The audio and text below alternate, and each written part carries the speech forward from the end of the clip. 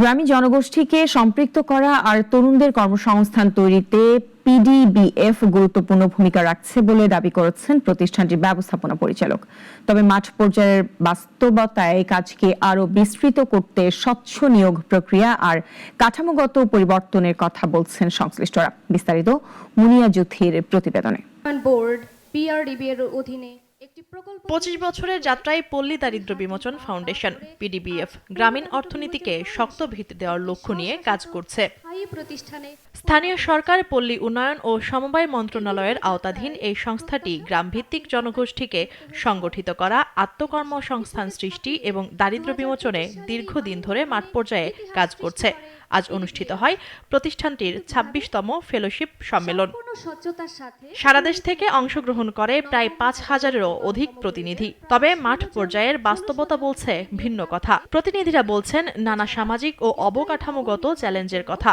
বিশেষ করে ক্ষুদ্র সঞ্চয় থাকা সত্ত্বেও অনেকেই ঋণ সুবিধার বাইরে থেকে যাচ্ছেন।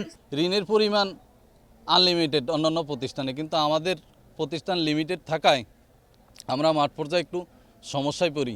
প্রান্তিক পর্যায়ে মানুষের হলে ভাগ্য উন্নয়নের কাজ করার সুযোগ পেয়েছি এবং এই প্রতিষ্ঠানের আমি নিজে একজন কর্মী হিসাবে এটা আসলে গর্ববোধ করি। অনেক দিন ধরে এই পিডিপি নিয়োগ বন্ধ ছিল, এখন এই এমডি সাহেব আইসা নিয়োগ দিছে, নিয়োগ দানে পিডিপি অনেক আগাইতেছে, অনেক আগাইছে এবং ভবিষ্যতে আগাইব। এদিকে বাস্তব প্রভাব, স্বচ্ছ নিয়োগ প্রক্রিয়া, চ্যালেঞ্জ আর সীমাবদ্ধতার প্রশ্নে প্রতিষ্ঠানের ব্যবস্থাপনা পরিচালক বলেন, তরুণ, বেকার ও নারীদের অগ্রাধিকারের ভিত্তিতে কাজ করা হচ্ছে।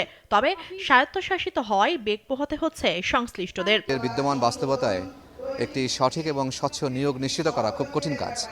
তো আমরা সেই কাজটি অত্যন্ত বড় চ্যালেঞ্জ হিসেবে নিয়েছি এবং আমরা বলতে পারেন যে খুব রিলিজিয়াসলি এই কাজটি সম্পন্ন করতে পেরেছি। উপকারভোগীর মধ্যে প্রায় 78% হচ্ছে নারী।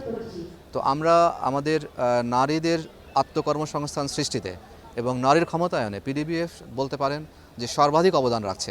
এছাড়াও ভবিষ্যতে এই উদ্যোগ আরও বিস্তৃত করার পাশাপাশি বিদ্যমান অবকাঠামোগত জটিলতা দূর করার পরিকল্পনার কথাও তুলে ধরেন তিনি। যে প্রতিষ্ঠানে সরকারের তেমন কোনো আনুকূল্য প্রতিষ্ঠানটি পায়নি 25 বছরেও, আমরা প্রথমেই দেখেছি যে আসলে এখানে জনবলের সংকটটা অনেক বড় ছিল।